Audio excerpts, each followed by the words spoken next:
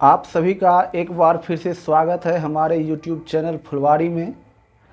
आज हम चर्चा करेंगे शिक्षा और शिक्षा के संवैधानिक प्रावधान भारतीय संविधान के संदर्भ में।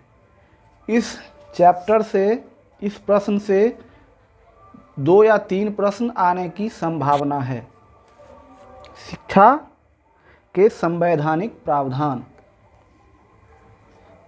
शिक्षा के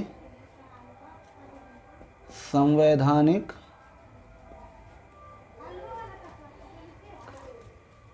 प्रावधान।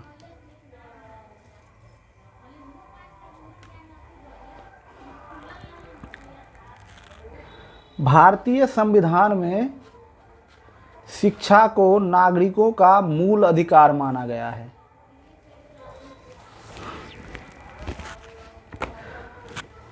भारतीय संविधान में शिक्षा को मूल अधिकार माना गया है नागरिकों का।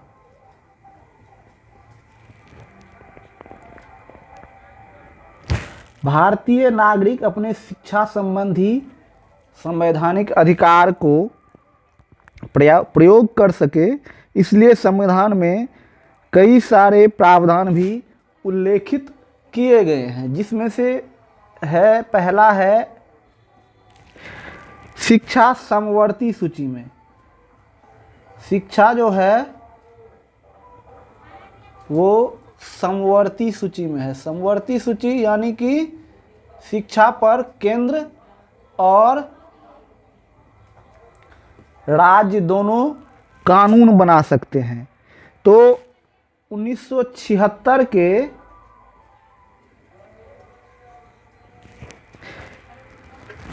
42वें संविधान संशोधन में, 42वें संविधान संशोधन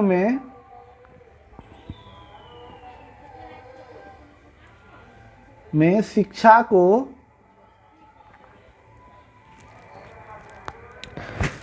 समवर्ती सूची में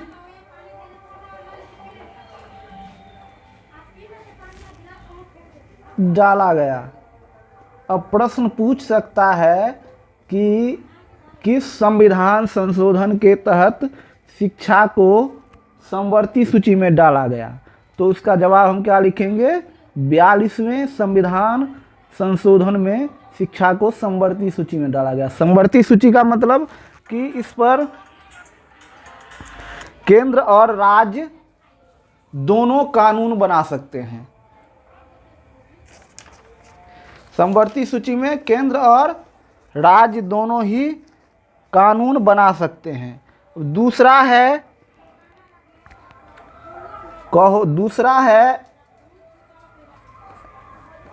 0 से 6 वर्ष, यानी कि जन्म से 6 वर्ष तक के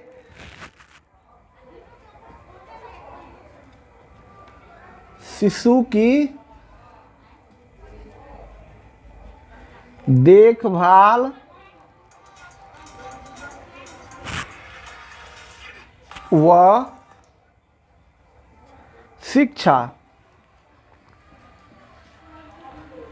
अब 6 वर्ष तक के, जन्म से 6 वर्ष तक के शिशु की देखभाल व शिक्षा का प्रावधान संविधान में जो है वो 93वें संशोधन में, संविधान के 93वें संशोधन में जोड़ा गया। अब 93वां संशोधन जो है वो 2001 ईस्वी में किया गया था। संविधान में 93वां संशोधन जो है वो 2001 ईस्वी में किया गया था, जिसमें 0 से 6 वर्ष तक के शिशु की देखभाल व शिक्षा को अनिवार्य किया गया, अनिवार्य रूप से जोड़ा गया। और अनुच्छेद इसका अनुच्छेद 45 में जोड़ा गया। अब अगला है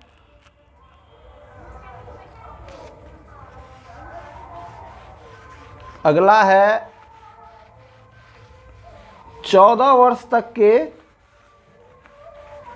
14 वर्ष तक के आयु 14 वर्ष तक के आयु के बच्चों की मुफ्त व अनिवार्य शिक्षा। अब ये जो है संविधान के अनुच्छेद 45 में ही इसकी भी घोषणा की गई है। संविधान के अनुच्छेद 45 में 14 वर्ष तक के आयु के बच्चों की मुफ्त व अनिवार्य शिक्षा को जोड़ा गया है, शामिल की गई है। अब इसमें राज्य सरकार 6 से 14 वर्ष तक के बच्चों को मुफ्त व अनिवार्य शिक्षा की व्यवस्था करेगी। कौन करेगी? राज्य सरकार। मुफ्त व अनिवार्य शिक्षा की व्यवस्था राज्य सरकार को करना होगा। अब इसका अधिनियम है मुफ्त। इस अधिनियम को नाम दिया गया था मुफ्त व अनिवार्य शिक्षा अधिनियम RTE, राइट टू एजुकेशन 2009। अब यह कानून यानी कि RTE, राइट टू एजुकेशन, नागरिकों के बच्चों के मूल अधिकार में निहित है। RTE जो है वो बच्चों के मूल अधिकार में निहित है, निहित है। इसमें हुआ क्या था कि वर्ष 1993 में P. उन्नी कृष्णन बनाम आंध्र प्रदेश सरकार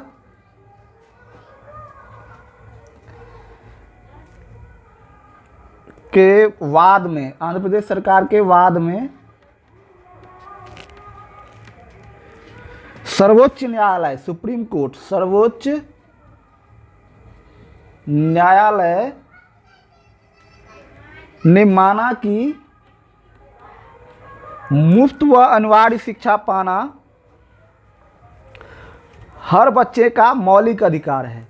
किसमें? 1993 में P. उन्नी कृष्णन बनाम आंध्र प्रदेश के वाद में सर्वोच्च न्यायालय ने माना कि शिक्षा, मुफ्त शिक्षा बच्चों का मौलिक अधिकार है। इसलिए अनुच्छेद 21 क में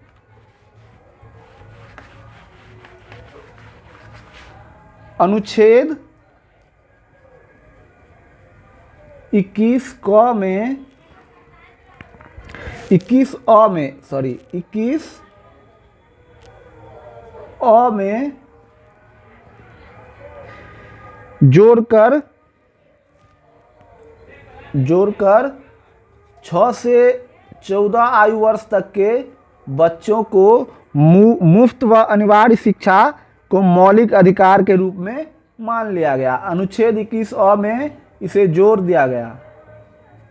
अनुच्छेद 21 अ मूल अधिकार से संबंधित है।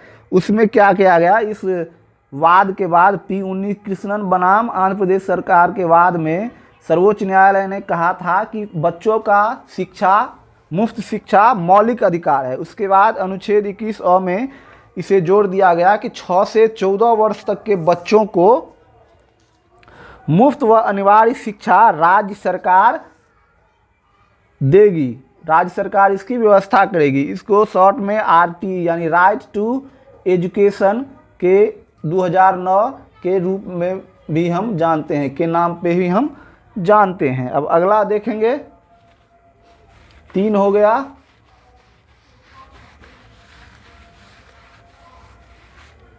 चौथा है शिक्षा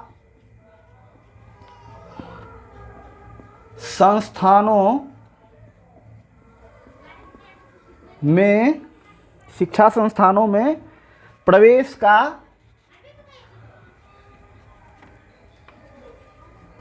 समान अधिकार।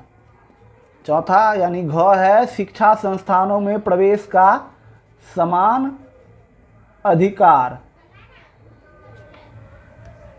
अब इसको संविधान के अनुच्छेद 29/2 में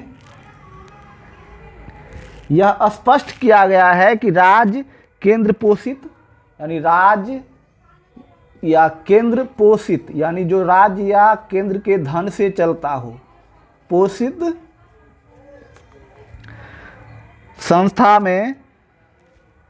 संस्थानों में राज्य या केंद्र पोषित संस्थाओं में धर्म, मूल, वंश अथवा जाति के आधार पर प्रवेश लेने से वंचित नहीं किया जा सकता है। वंचित नहीं किया जा सकता है। शिक्षा संस्थानों में प्रवेश का समान अधिकार यानी संविधान के अनुच्छेद 29(2) के अनुसार राज्य या केंद्र पोषित संस्था जिसका मैनेजमेंट, जिसका वित्त, जिसे के धन से संस्थान, शैक्षिक संस्थान चल रहे हों, उसमें धर्म, मूल, वंश अथवा जाति के आधार पर प्रवेश लेने से किसी भी भारतीय नागरिक को वंचित नहीं किया जा सकता है। अब अगला है, 5वां है स्त्री शिक्षा की विशेष व्यवस्था। ये सभी जो हम बता रहे हैं वो शिक्षा के संवैधानिक प्रावधान के अंतर्गत है। संविधान में शिक्षा के लिए क्या क्या प्रावधान है, तो स्त्री शिक्षा की विशेष व्यवस्था,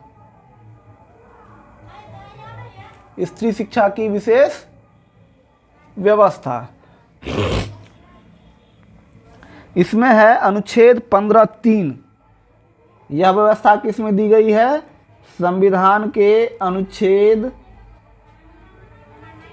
15(3) में स्त्रियों के लिए शिक्षा की विशेष व्यवस्था करने का प्रावधान दिया गया है, जिसमें राज्य सरकार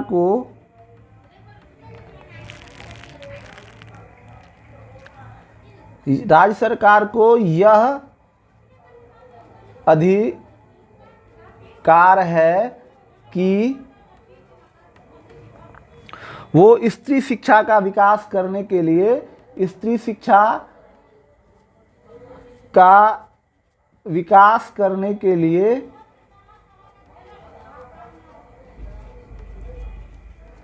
कोई भी उपबंध बना सकती है। अब स्त्री शिक्षा की विशेष व्यवस्था को संविधान के अनुच्छेद 15(3) में यह राज्य सरकार को अधिकार दिया गया है कि स्त्री शिक्षा के विकास करने के लिए सरकार जो है वो कोई भी उपबंध बना सकती है।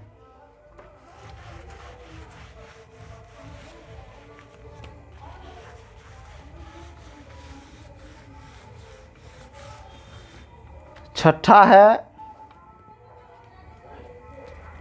समाज के कमजोर वर्ग, समाज के कमजोर वर्ग, समाज के कमजोर वर्ग यानी SC ST के बच्चों की शिक्षा की विशेष व्यवस्था।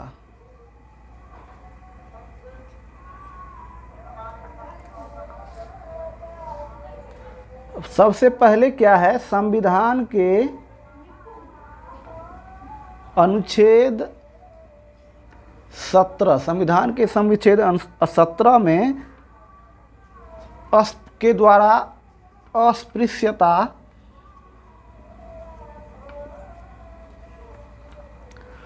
को अंत किया गया है। क्या किया गया है? अस्पृश्यता का अंत किया गया है। उसके बाद अनुच्छेद 46 SC ST के बच्चों के लिए विशेष व्यवस्था पे अनुच्छेद 46 और बाकी में अनुच्छेद 45। तो अनुच्छेद 46 में यह व्यवस्था दी गई है कि राज्य जो है वो राज्य जनता के कमजोर वर्गों की शिक्षा तथा अर्थ संबंधी हितों की विशेष सावधानी के लिए प्रयास करेगी। इसमें समाज के कमजोर वर्ग SC ST के बच्चों की शिक्षा की विशेष व्यवस्था में हमें ये याद रखना है कि संविधान के अनुच्छेद 17 में अस्पृश्यता को अंत किया गया है और अनुच्छेद 46 में यह व्यवस्था की गई है कि समाज के कमजोर वर्ग के बच्चों के शिक्षा की विशेष व्यवस्था राज्य को करना है। उसके बाद अगला है 7वां नंबर है अल्पसंख्यकों के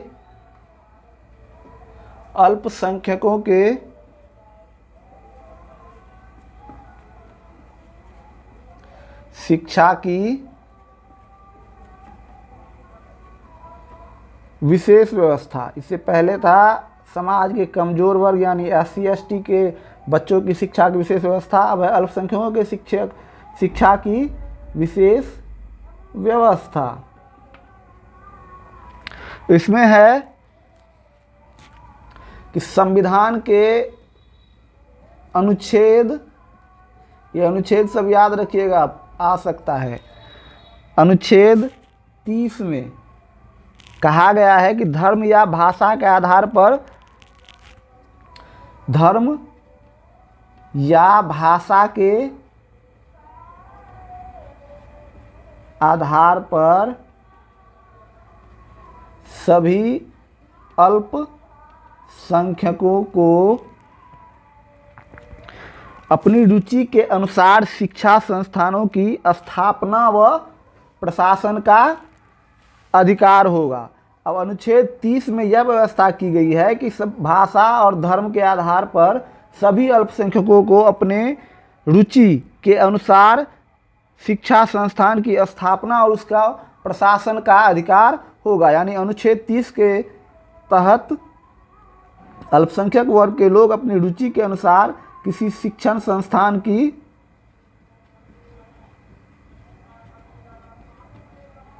स्थापना व प्रशासन कर सकते हैं।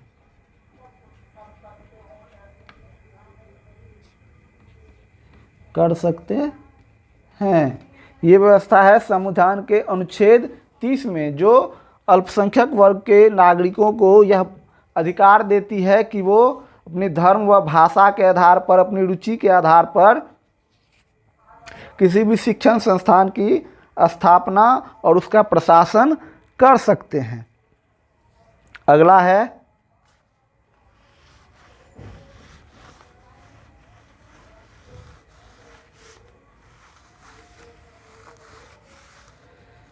है धार्मिक शिक्षा के संदर्भ में स्पष्ट निर्देश। अब संविधान जो है वो धार्मिक शिक्षा के संबंध में स्पष्ट निर्देश देता है कि अनुच्छेद 28 में संविधान के अनुच्छेद 28 में यह घोषणा की गई है कि राज्य या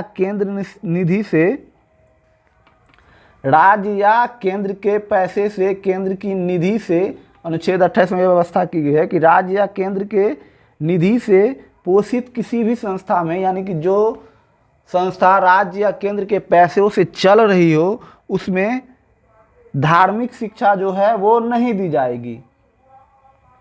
अनुच्छेद 28 याद रखिएगा, इसमें ये प्रावधान है कि जो राज्य या केंद्र के पैसों से जो शैक्षणिक संस्थान चल रहे हो उसमें धार्मिक शिक्षा नहीं दी जाएगी। अनुच्छेद 30 में यह था कि अल्पसंख्यक अपने विषय, धर्म और भाषा के आधार पर अपने रुचि के अनुसार संस्थान खोल सकते हैं और उसका प्रशासन कर सकते हैं। लेकिन अनुच्छेद 28 में यह व्यवस्था दी गई है कि वो जो भी संस्था राज्य या केंद्र के संसाधनों से, निधि से चल रही हो, उसमें धार्मिक शिक्षा नहीं दी जा सकती है। अनुच्छेद याद रखिएगा 28। उसके बाद अनुच्छेद 22 के तहत, अनुच्छेद 28 के तहत धार्मिक शिक्षा की नहीं दी जा सकती है और अनुच्छेद 22 के तहत किसी भी बच्चे को धार्मिक उपासना में उपस्थित होने के लिए बाध्य नहीं किया जा सकता है। अनुच्छेद 28 के तहत किसी भी राज्य या केंद्र प्रशासित, केंद्र के धन से चलने वाली शैक्षणिक संस्थानों में धार्मिक शिक्षा नहीं दी जाएगी, अनुच्छेद 28। और अनुच्छेद 22 के तहत किसी भी बच्चे को धार्मिक उपासना में शामिल होने के लिए, धार्मिक उपासना में शामिल होने के लिए बाध्य नहीं किया जा सकता है, बाध्य नहीं किया जा सकता है। अगला है 9वां नंबर, राष्ट्रीय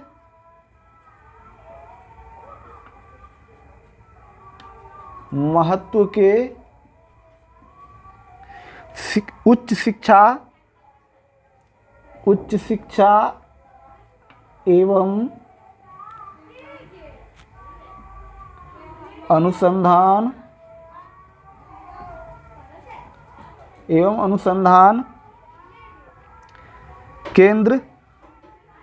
केंद्रों की व्यवस्था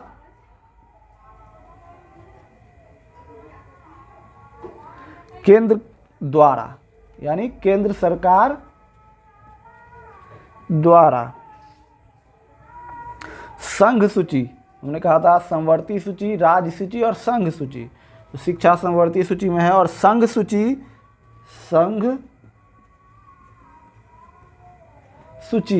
की प्रविष्टि संख्या 62 से 65 तक राष्ट्रीय अनुसंधान केंद्र, पुस्तकालय संस्थान आदि की स्थापना व संचालन संबंधी पूर्ण निर्देशन उल्लिखित है कि यह इस सभी की व्यवस्था, जैसे पुस्तकालय, अनुसंधान संस्थान आदि की व्यवस्था जो है, स्थापना व संचालन केंद्र के द्वारा किया जाएगा। केंद्र, ये विषय है संघ सूची के प्रविष्टि संख्या 62 से 65 में इसकी चर्चा की गई है। और अंतिम है राष्ट्रीय स्तर